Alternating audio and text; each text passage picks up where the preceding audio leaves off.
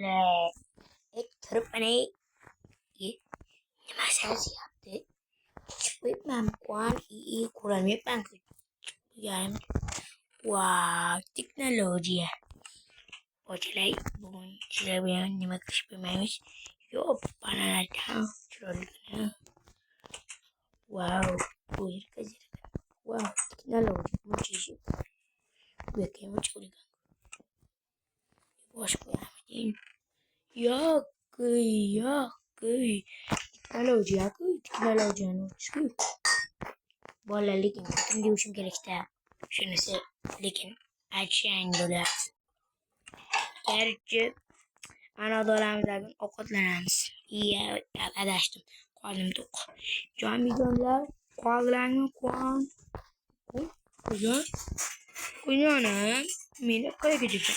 Kuyan gitme Mekke. Kayfış tanıgara. Şaptalahında akasız. Dostlar seyir kımasak. Kaz iştahım yoğu mesela. İştahım bu koyun. Şunun için kime uğraşım gerek bu. Aynen. Şapalar. Çıkardan gerek. Kime koyamayacak. Bence ben bulan şapalar. Bu direnskü. Anca bana şapalar. Endimi kışlık tapışka. Kaz işimni yok. Koymayacağım kimler kirpita. Nakin hemmerden bulup gitse. Anca bana şapalar kula. Canlı ham. Yazı buganda kötü koydum. Kirek masiydi. Çok bitem. Çok bitem nahoy. Çok bitem. Ulan. Dostlar. Ulan.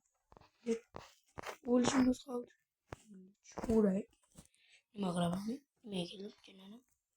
Anca bana şapalar.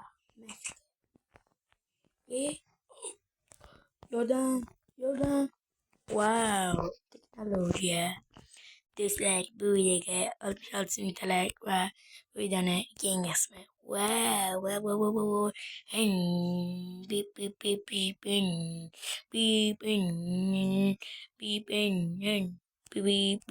Beep. Uy, kötü mü var ya? Doktor.